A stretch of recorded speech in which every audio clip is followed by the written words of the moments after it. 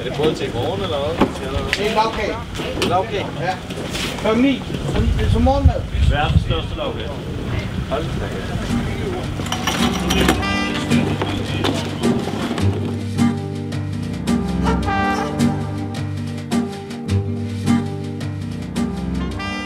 Vi fik en henvendelse om at lave en bitte lavkage, som du kan se i dag. Og den skulle være 42 kvadratmeter. Der er 2 bunde med gulerodskage, og en bund som en lavkagebund. Og imellem er der sådan noget ostetopping.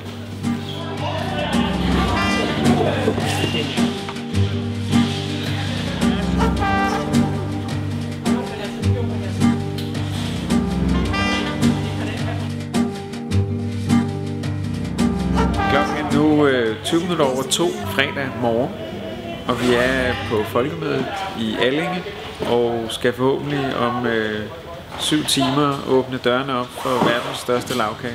Rigtig mange har hørt om lavkagen og kom forbi og spurgte, om vi ikke kunne få et stykke lavkage nu.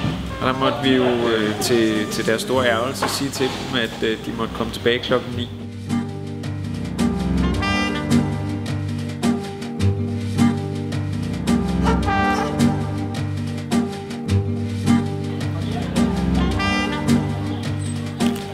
Logoerne, de er lavet på marcipan. Ikke sådan noget med aprikoskerner, men stegt mandler og sukker. Sådan en ren rå marcipan, som er kørt op med lidt formel, sådan noget glukose. Og så er der malet på i hånden, er der malet 25 forskellige logoer, som hver især er nogen, som har tilknytning til Komiteen for Sundhedsoplysning, og så de bager, der har været med til at bage den.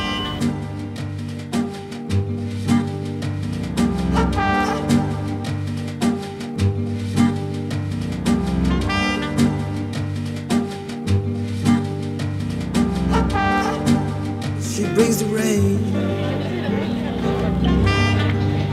She brings the rain. She brings the rain. She brings the rain. She brings the rain.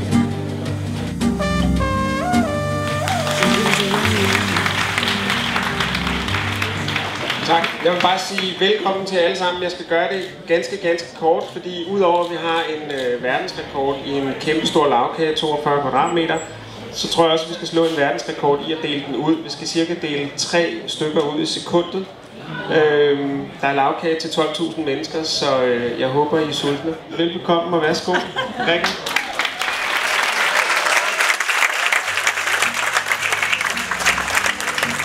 Hvem er det, der skal have det første stykke? Hvem har mest fortjent det? Hvem ser mest sulten ud? Og ved du hvad? Vi skal have folk, der giver os dage ind. Det er det, vi skal. Det er nemlig rigtigt. Tak. Og er der også en gaffel, eller et eller andet, som man kan smage på det? Vi er nødt til at få eksperternes dom over kagen.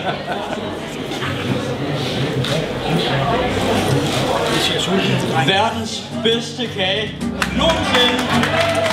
Sådan.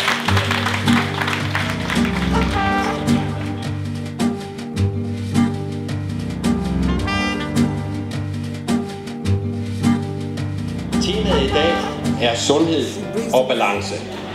Der skal være plads til på den ene side lavkage og på den anden side gulerødder.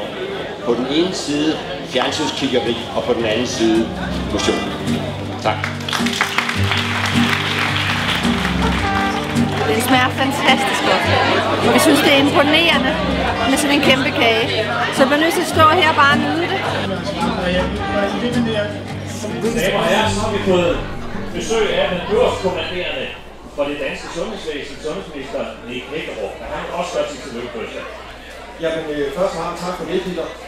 Og hvor er det dog dejligt at være her, og hvor er det dejligt at se så mange. Og det her, det er fuldstændig ved i det, som jeg prøver at prædike som sundhedsminister med. Det her med, at vi behøver ikke alle sammen for at være sunde og skulle spise blegselleri, eller de der kogt broccoli, eller noget mad, som er om morgenen og så videre. Sundhed handler også om at have det godt og kunne være til stede i sit eget liv.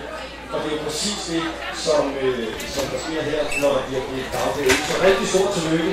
Tusind tak. En hånd til sundhedsministeren. Jeg synes, det er et super godt arrangement. Jeg synes for det første, at Komiteen for Sundhedsoplysning laver nogle fremragende kampagner, hvor de går ud og laver sundhedsoplysning, som er uden løftede pegerfingre, men på den gode måde. Fordi det handler om, at man skal være med til at skabe balance i, at man både kan spise et stykke kage, men også lære, at man skal være fysisk aktiv. Så jeg synes, det er et rigtig godt arrangement. Jeg ved ikke, hvad vi skal lave til næste år, når vi nu har lavet verdens største lavkage. Verdens største småkage måske. Nej, jeg ved det ikke. Verdens største gulerod. Men vi skal nok også komme til næste år. Og næste år igen.